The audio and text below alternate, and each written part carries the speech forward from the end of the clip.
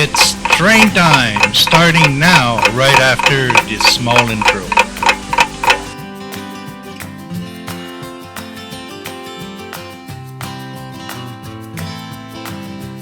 Sponsored by Canadian Model Railroad.ca and by donations from patrons like you. And now on with the show with your hosts, Peter and Joe. Well, Peter, what time it is? Episode 38. It's train time. Yeah, February 2023. February 2023. Season 4. Season 4. And today we have a video on scratch building at Bunkhouse. Bunkhouse for our logging camp. Exactly. So without waiting any longer, because it's kind of a long video, Yep. Let's go see how we built Today that we'll bunkhouse. scratch build a bunkhouse for the lumber camp that is located on the CMR at Burton Falls. Now this specific bunkhouse here was a kit, and it was in styrene. What we will do, we'll do a similar one, but all in wood, scratch built. Now in here we got the wood. I already cut it. I cut the windows, I cut the doors, and what we got to do is to reinforce the wood, because it would be stained, painted, and the inside would be black, the outside would be light brown, and all the trim would be dark brown. To be able to do that, I use about a 1/4 inch by a 1/4 inch little piece of wood. You put some glue in it, and I put it at the edge here. Now, especially the front, that little piece here is pretty thin, so I decide to put those braces there. Now the middle, because when you paint it you don't want that to buckles or anything of the sort, I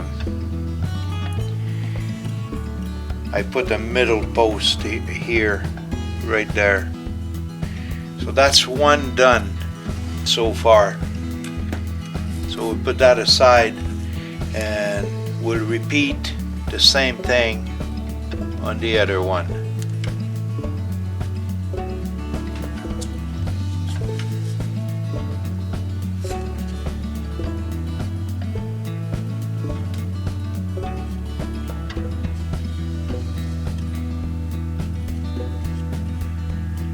Which is your back.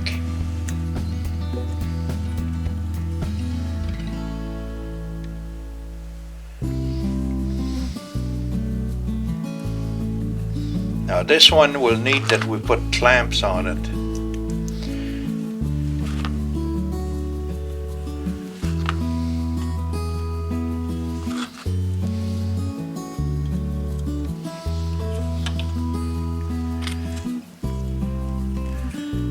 Take the middle brace, like the other one, put it in the middle.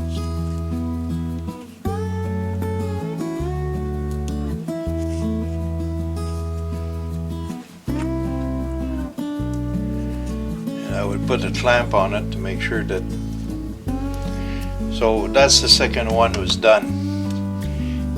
Checking those one here to make sure that I do not have any problem with them,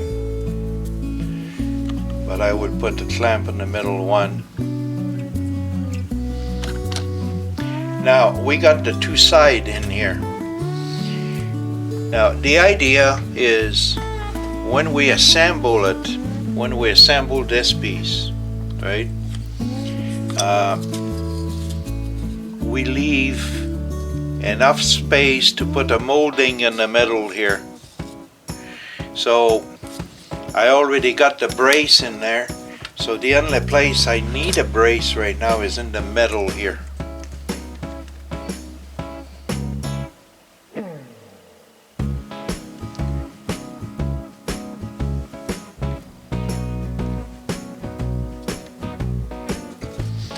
Okay, so now we have the two sides here done, and we got the front done. Now here we'll have a little piece of wood that will go in here, but I do not put these pieces of wood in place till the building is all assembled, and after it's assembled then I will paint it. Now, to give you an idea how that will work, we put this here,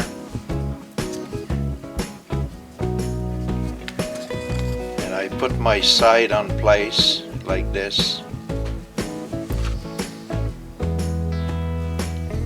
and clamp it.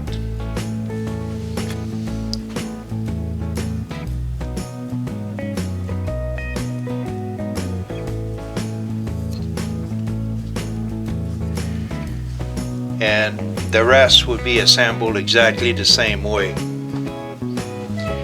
Okay, now that our little bunkhouse is assembled,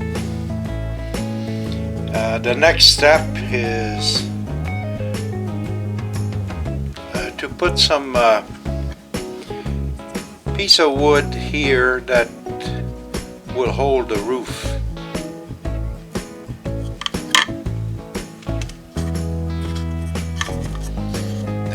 We only got 4 of them to put in per cabin. You put it in place, clamp it.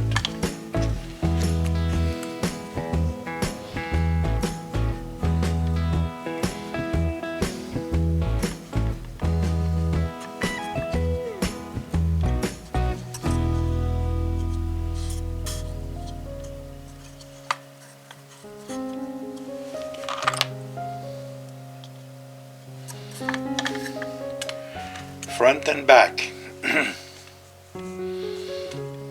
Now they are exactly the same wood that you have used as far as your bracing is concerned.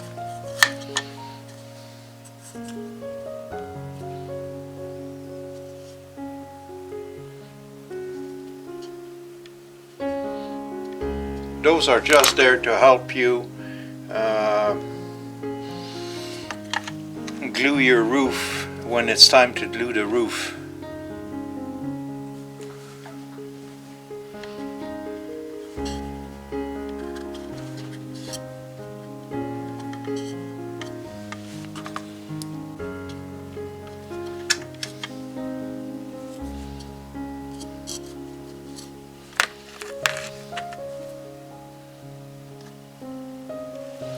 Well, our next step would be to paint what we already have done. I use a very cheap acrylic. In this case here, it would be Artcraft, and it's called Tan. Tan Moreno is the coating that I'm putting on the building.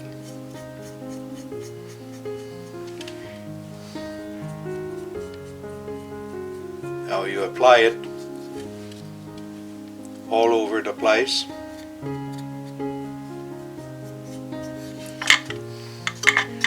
Do the back.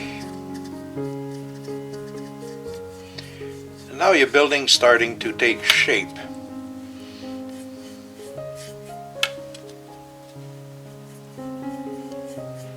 And there we go. We got the front and we got the back done. I will finish the building and then we'll put the inside painting. Now, because all those buildings have electrical inside, so we'll paint the inside black.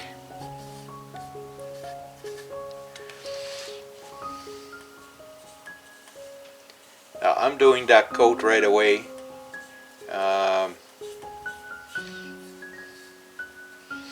And this way I got no distortion in the building.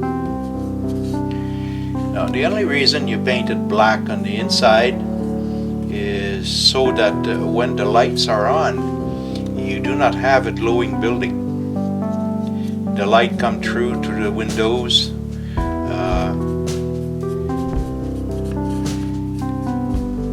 or an open door, or anything of the sort like that. So you do not have a problem.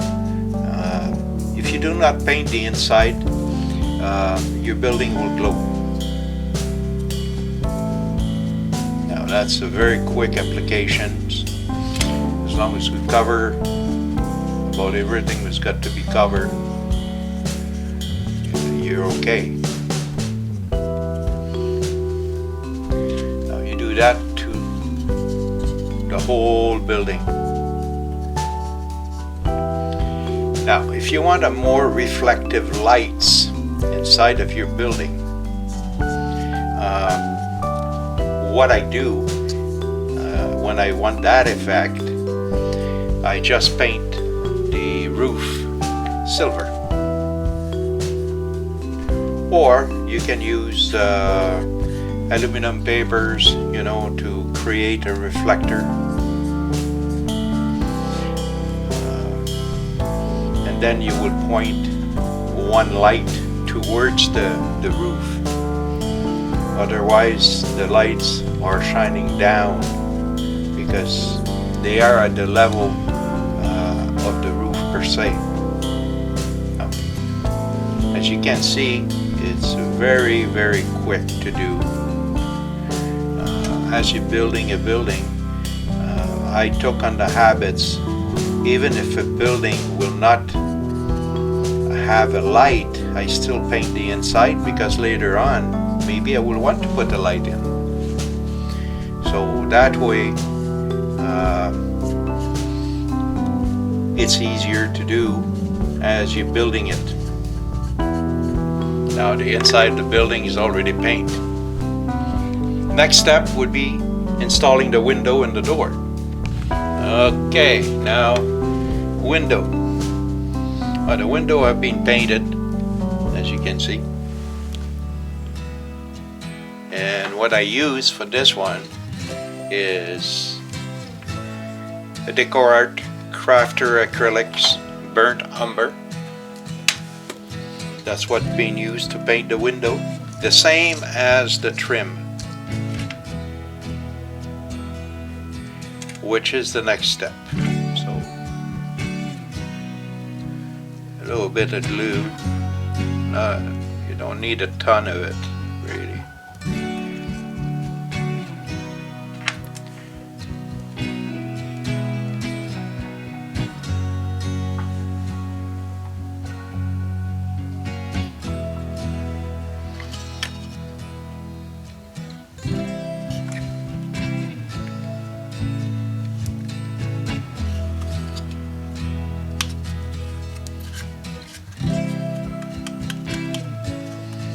Okay, we got the first one in.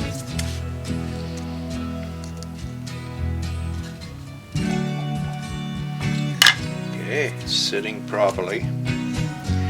So in that building you got 3 windows and 1 door.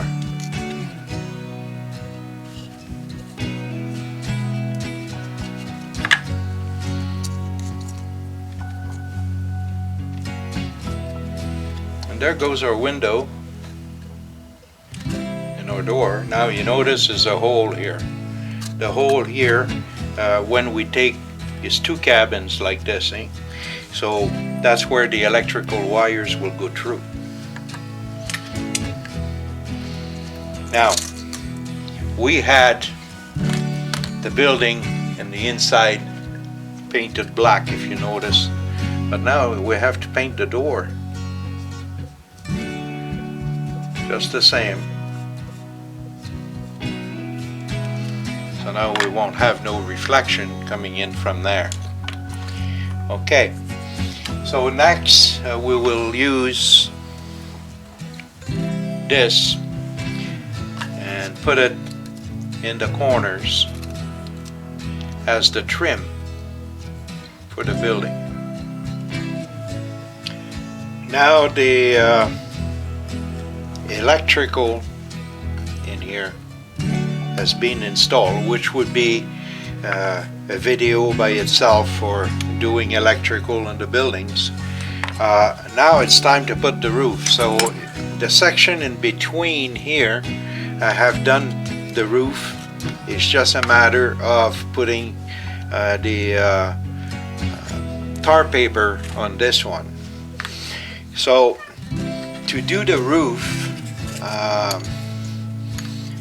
I cut the pieces that is needed for it, and I cut a little piece of wood here, as you can see, and this little piece of wood will be put in the middle of the roof, right in here.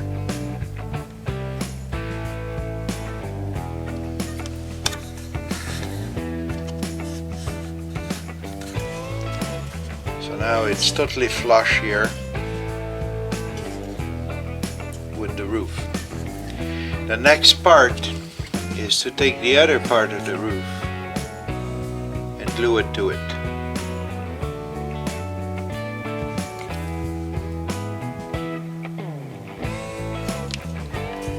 So now we'll take that piece .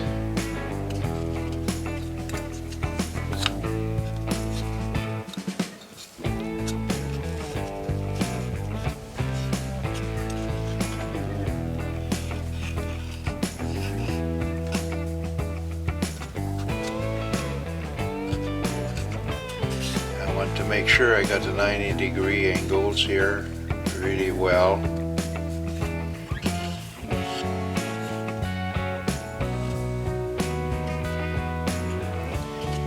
And I do.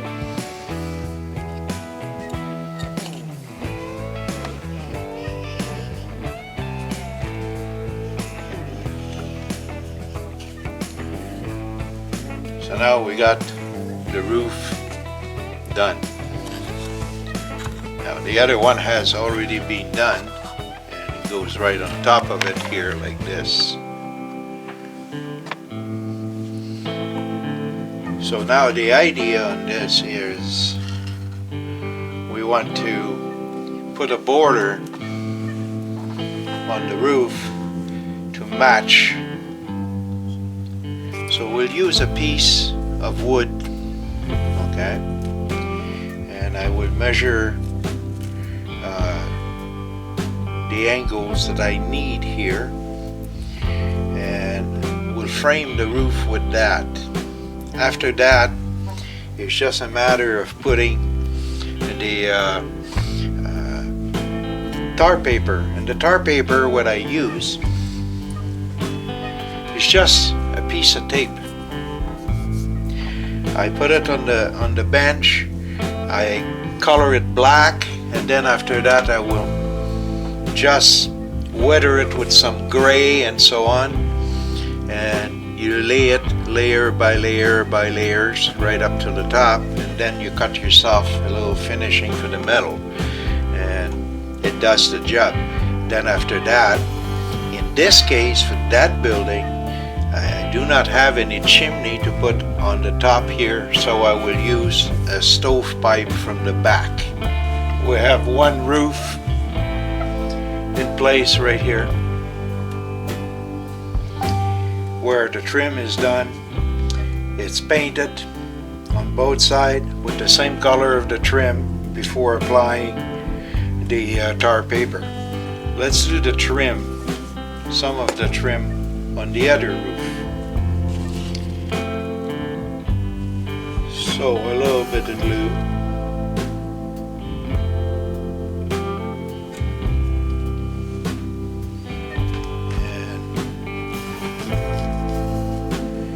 Take your piece of wood here,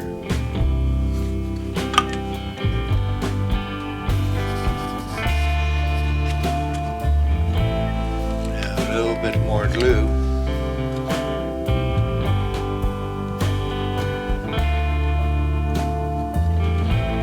the other side,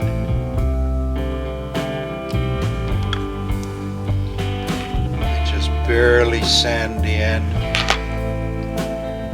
sure I got a good connection here.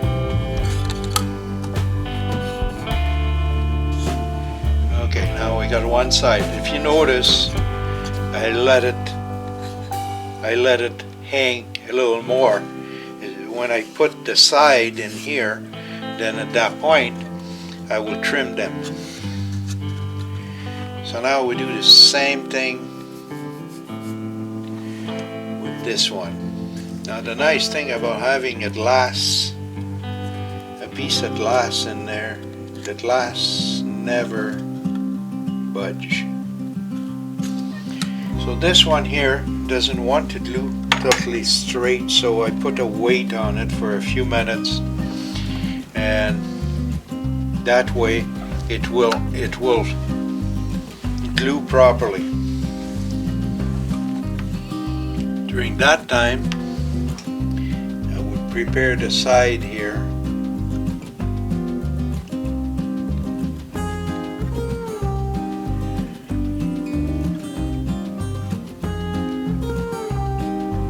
You have to remember that is an old lumber camp that we got in there. It's not a fancy thing here. So now I put it this way, down, and I put my side in there.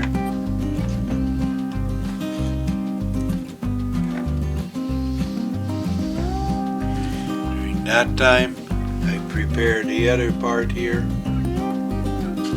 turn it around, do exactly the same thing.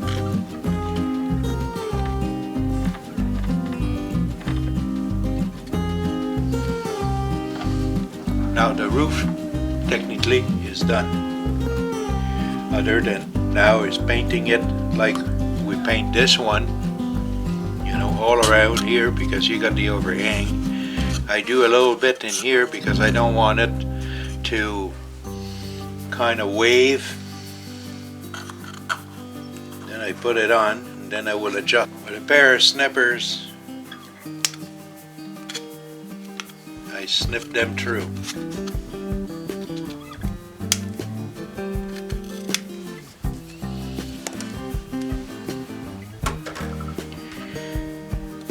With the sanding,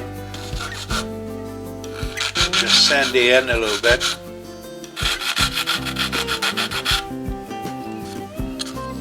On each one of them.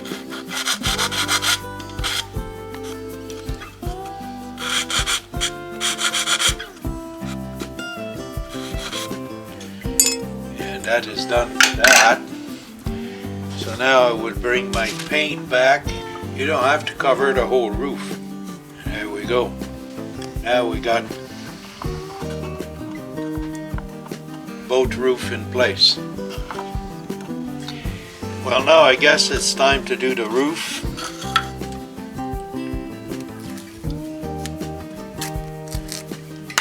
So I already prepare some. Now your first one is probably the hardest to put in.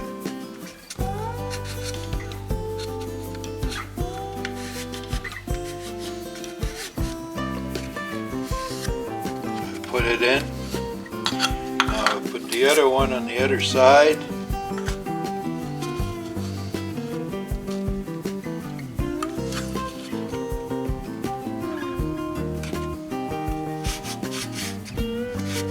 So both of the base now have been done.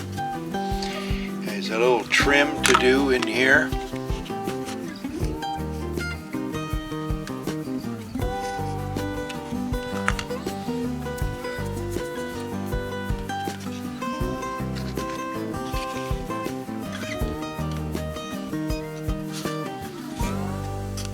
Right. So now the only thing you got to do is to put your adjust the width that you want your paper to be in. just put him in. Then I take a pair of scissors.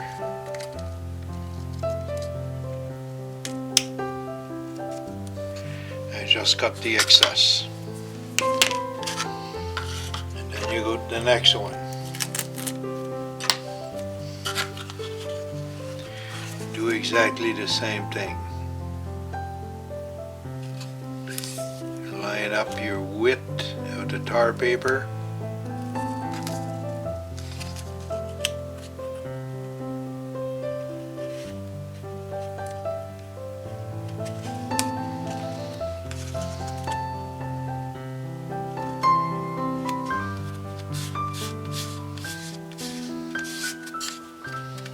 Put them in.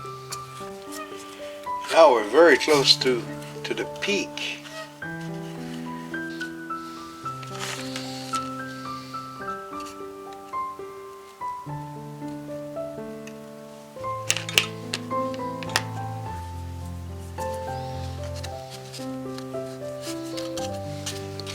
Now that one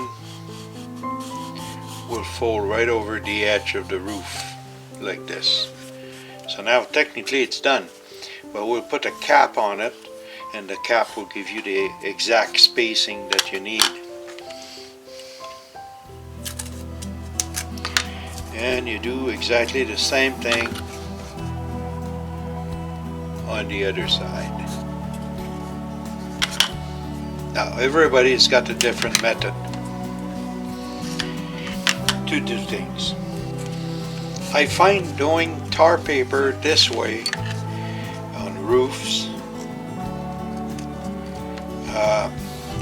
it's an easy method.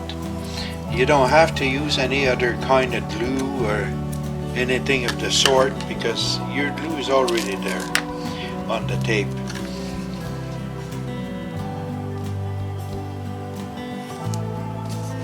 Now I had some roof where the tar paper after a length of time has kind of curl. Well, there's nothing wrong with that. It just makes it even more realistic.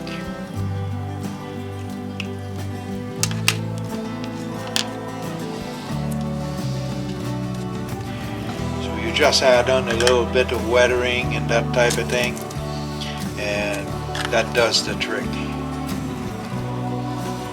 Now this one did exactly the same thing, as you notice, right?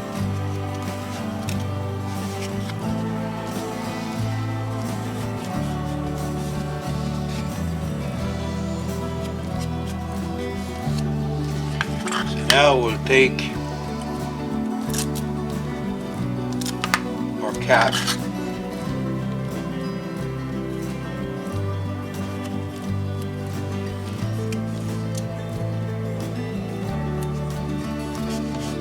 line them up,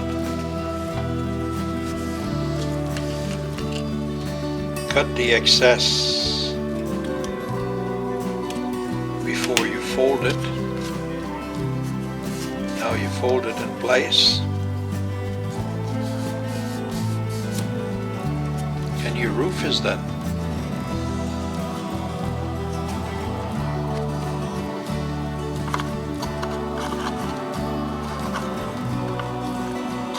Now the only thing you got left to do on that building, okay, is to glue the roof in place and weather the whole thing. So I hope that tutorial been good to you, and see you Well, next that was one way of doing things. Yes, yep. And you're becoming quite a pro at it. I'm kind of nervous about this one. Well, but You know, the fact is, yeah, I worked with the wood on that one. Yep. The electrical in there, I didn't went into it because that could be a video for another time. all on its to do own. it. All on its own, Yeah. yeah. Sure. Now a lot of people use the Arduino and that type of thing. Mhm. I'm the old-fashioned ways to do it. Mhm. You know, it works as good. Yep. So, Yep. anyway, that building also, I didn't weather it on the video. Right. That would be done later with the other building because is a lot of building we weather when we do the scene. Yes. Yeah. So we don't want them over weathered before they get to the scene. Yeah. So last week we went and see a presentations from Jason Yes. Schron Yeah. from Rapido. Put on by the Winnipeg Model Railroad. Yeah, was an excellent presentation. Yes. Our intent was to bring you a video, but that presentation would be done again with Jason Schronz in some other areas, and Yes. it will not have been fair really for Jason that we published that Yeah. right here. Yeah. But is one thing that he said that we should mention to you folks. In his layout is things that he didn't like, and he took them down and rebuilt them. So And his message was never be afraid never be afraid to make a change. to make a change, Yeah. because a lot of time when you make a change, it turn out for the best. So that was really a very good message. And if you have the chance to go to his presentations in your area when he's there, I really encourage you to do so, Yes. because that was very informative. Yeah, it was on his layout, and it was a 3-tier layout that he was building, and he went into what was his initial concept. He was into passenger train in the Yep. in the corridor area, Kingston, and so that's kind of what he was modeling. But it still gave you an idea of, if you're in your area and you want to model a certain thing, or if you want to take it out of your imagination and do something that way. Yeah. It's the concept of what you want to do in the space that you have, and how you go about it. But he did give a lot of nice And tips on about how to make it realistic and so on, and the way that he was doing it, and it didn't keep me from having a smile from time to time, because some of the method that he was using is method we were using too. Yeah. So really, it's a very good presentation, and he's also, during the presentation, the second part, I might say, he's talking about Rapido. Yep. And Question and answer. and new things coming out and so on, and different announcement, which we're not doing because they're doing the announcement. He had some samples of some of his stuff there. Yeah, coming up. Mm-hmm. And so anyway, folks, regardless, is a very good presentation. Yes. Yep.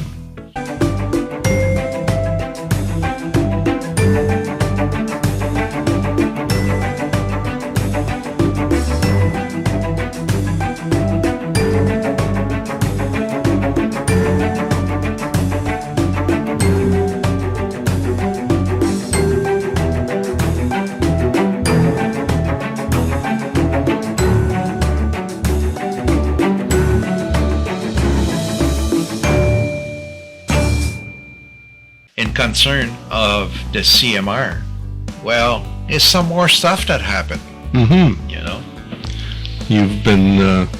You've been working on the Quebec Village. Or start the village. Yes. The village, the back part of that area where it's Quebec. I started the village in there. Now, on this side of the track is another part of the village to be done. The buildings are done. Is now it's a question of placement, which cannot be done before the back part is in place. Totally model. And a number of the buildings are scratch built or kit modified. Yeah, a whole lot of them, yeah. I don't know why, but anyway.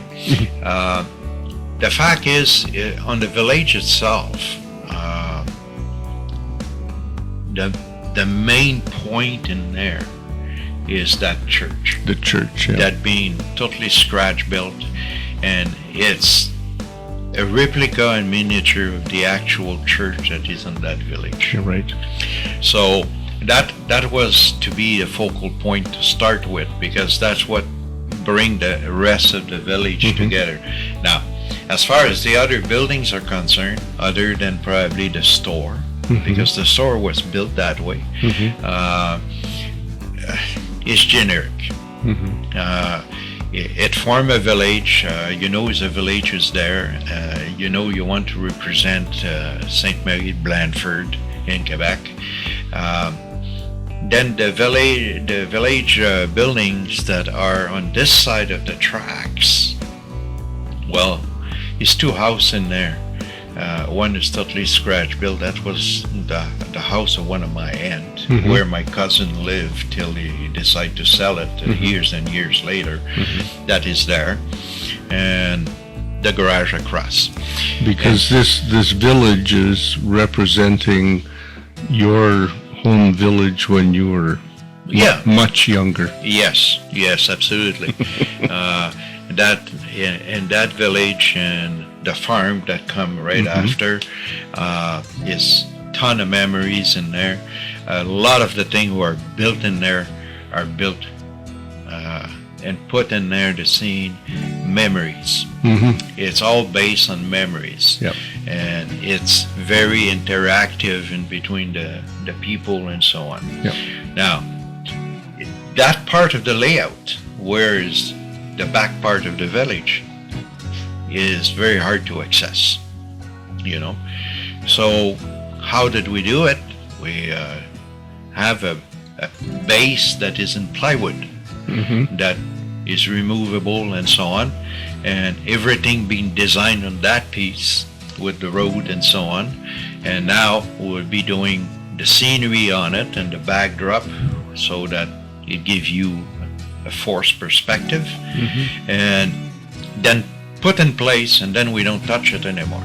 But all those buildings, they have electricity. They've got lighting, We'll come back a little later and tell you how we do the sequence in regard of the electrical. And the front part, then after that, we can start to work on. Now, Peter, during that time, being as busy in Quebec as I was, but we were not in the same area. He prepared the area for the scrapyard. Scrapyard, did the sidings for the scrapyard. They're all ballasted. Yep, and now they are probably the only place on the layout that still have to have the lead connected to the main bus. Main bus. Other than when we do the steel mill. Yes. So, and you've been also working in regards of the quarries. Yes, we've got basically a rough formation of using styrofoam as to where the quarry is going to be, where your old farmstead used to be, and that is also our lift-out section, our access hatch to get into that area. And then on the upper level, it's where the cement plant will end up being. So. And the vehicles that will be there with the cement plant are the Compagnie Miron that was in Montreal. Now it's in the country for the purpose of the layout, and that was a company where one of my uncle was driving for. Yep, that's right. So they are painted the original colors that they were, and so on, and the cement trucks and so on. So, and behind that is Sudbury, where is the silver mining. And the portals are all there. And we're starting slowly to put that mountain together, which is the whole top would be totally removable. That's a complete lift out mountain. Top section of the mountain. The scenery that is in there, that will go in there, the building that goes in there, you lift it, everything come with it. You know. And then talking about the portals, you just got in the signal lights, so that we, because the entrance to the short line off Main 1 is inside the tunnel, Yeah, inside of the Sudbury Sudbury mountain, like we were Mountain. talking about. Yeah. Yes, we have to have signals showing that if that switch is thrown to the short line, the main line has red lights and Yep. and Green light on the short line. yep. So you just got those lights in the mail the other day. So Yeah, I got those light, and when those light came in, I realized that the way they were wired reverse of what we wire a building. So I changed that out, and it turned out that when I bring them to the main board that is there, when the two greens are in for main one is technically in the yard in the other room, and one beside the quarries, the light that is on the short line is red, and the minute you flick the switch, that's a different story. The other two are red, and this one is right. Now, I didn't invest on getting one with a yellow aspect on it, because it doesn't matter really. The purpose is just for the operator in here to know that if you got a red in there, right, on one side you don't move your train, on the other is meaning you're getting to be diverted to the short line. And if it's green, it's green, so nothing coming out of the short line. yeah, so hopefully that all works out for us. Well, yeah, if I had to change it for a yellow aspect, maybe later on I will, but Yeah, who knows? I think it'll work. Yeah. Now, it's also the question of how do we do our light boards? Well, it's nothing complicated in there. In the main panels, we have 9 different positions. It's some positions that are steady. When you turn them on, they're there. And then you got the other one that is for something else. And then you got the sequence for the houses, because not all the houses are light up at the same time. They could be. They could But- be, but You can change that, and some of them have more than one circuit, because you close the store and then they live above and so on, the Right. light change. Yeah. And to be able to do that, and especially because the layout is so big, you have to have some sub panel. And I have received the connectors. yes, And the Yes. connectors has 10 positions that you can connect to. And those will go from the main boards that we want to do, like the one for Quebec and Nova Scotia, New Brunswick, and part of Ontario would be on one board. Now, the one main board that we got right now. From there, it goes to subboards, and all these connectors get together, and all the buildings are plugged into that specific little board that is made on like sand. It's painted, and we use some brass tape that is put in there, and all the connectors are. And now one subboard will connect to the second subboard or the third subboard, so they got their power from one specific panel. Same thing apply in the yards in Montreal, where you got the same thing. You got 3 boards underneath of that's got to go there, that connect to one main board. Winnipeg, Thunder Bay, and Western Canada is the same thing. And then you got the Rockies. The Rockies, we got to have 2 subboard in there, and those one cannot go into one of the main boards. They have to be having a board of their own, which have to be designed, but will be right in the fascia, and then you can activate the different sequence that you want in your lights, right? So all of that is not on DCC, Peter. no, Everything is on or accessory bus, Accessory which bus. is just a typical 12-volt DC. Yep. And the power therefore, the accessory is built the same way as we did with the DCC, meaning we got two of those power supplies, that have a constant 5 amp, and they go in a U shape. So it's one half of the layout by one and the other half by the other underneath, yeah. And you don't run out of power. No. So you can do many different type of accent with your light. Everything is built with LEDs, so you do not have the problem of overheating. Right. So that means that every buildings that you're putting on that layout has to be painted inside outside. Because if not, you will have a building that will just glow.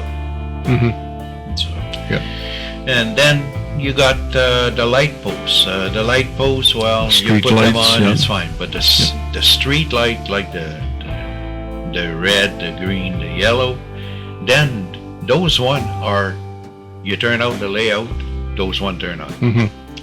They are on a constant, like the shed on the top of the Coca-Cola.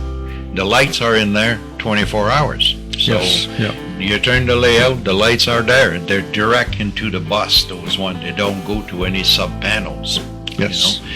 But all the rest is with different sequence. So you can have a building that is totally illuminated and suddenly, oops, it changed.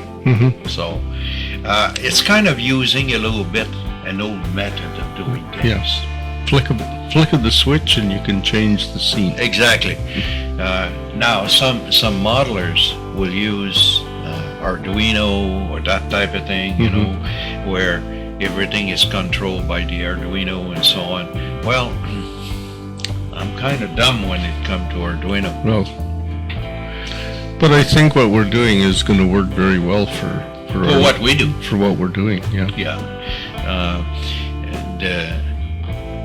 The crew that is needed for our layout is a minimum of 4 for an operations. It can go up to 6, but it would be mainly done with just the 4 of us. And with us understanding the layout the proper way, so we can operate it the proper way. And those light sequence we're talking about became a big part of it. Oh yeah. Still have to come on the layout to be installed is the night light. Yes. It's where you got a blue tint and they are on dimmers so that we can adjust the intensity and so on.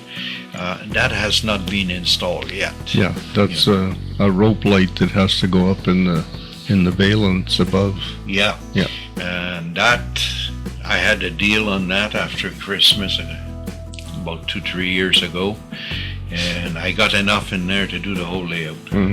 So, but it's a few little things got to be done. Yeah, lots of baby steps. Yes. You have done some work on yours. Yes. At home. We got a few pictures in here of what he did with his village. So my downtown area. Yeah, I think you got a whole bunch of more projects for that layout. Oh yeah. I'd done a video on the sidewalks and stuff and the road. So now this is it all kind of coming together. I had to repaint all of my sidewalks though.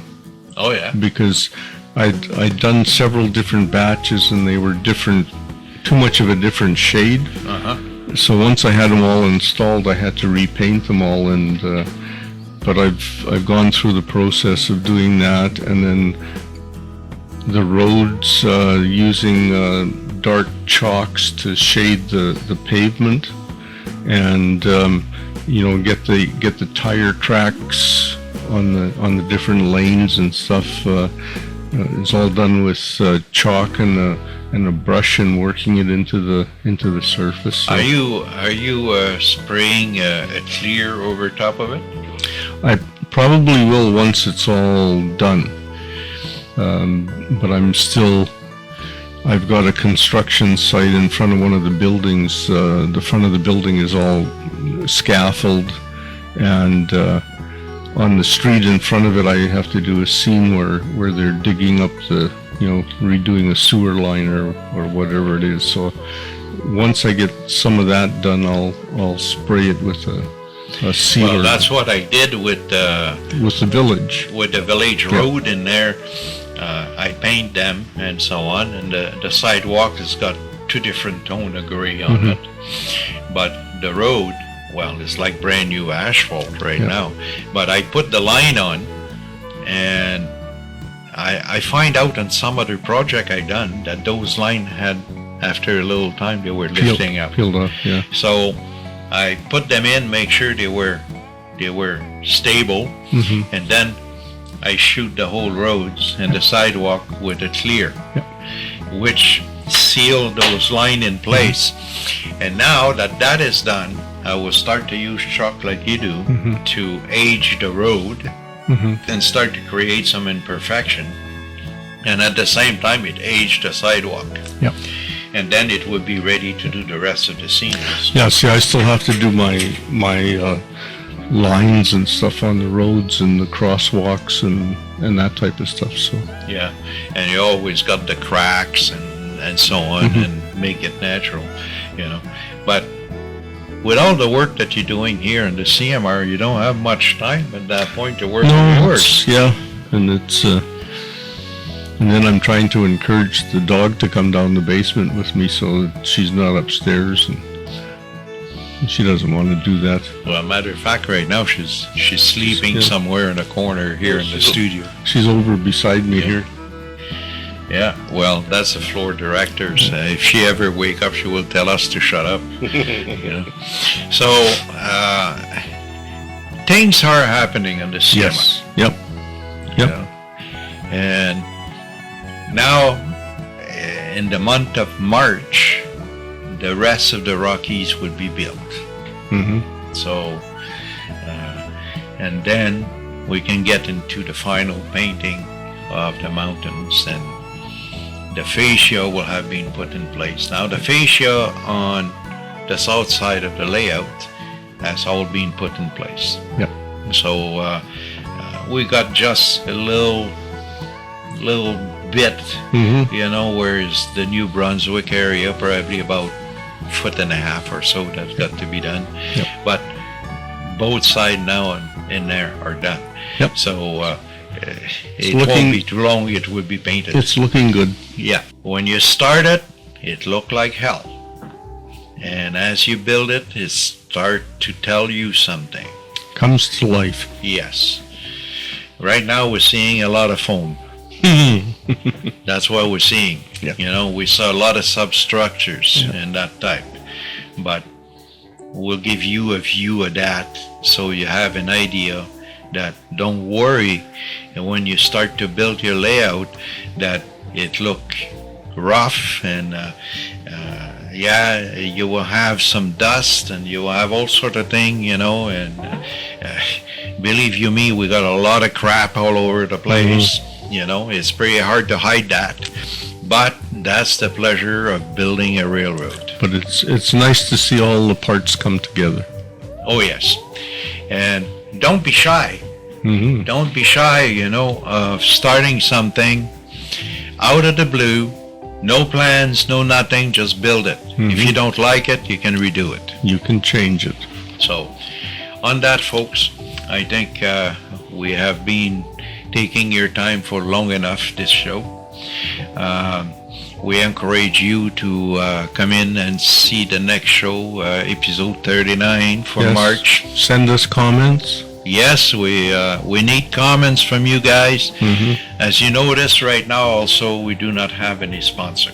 We're looking for some sponsor. The cost of productions is like anything else, is getting higher.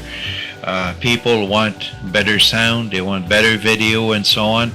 Well, all those things cost money, and the only way that you can help on that is by sponsoring. So don't be shy At that point, if you like the show and you want us to improve, to become a patron, you know, and send us donations and that type of thing, you know. You can get to me via the Facebook groups, you know, in a personal message, and I will tell you how you can proceed to do that. So till then, we thank you very much and all the viewers for your support and so on, and we hope to bring you this year's the highest quality possible we can produce. Yes, and enjoy the hobby.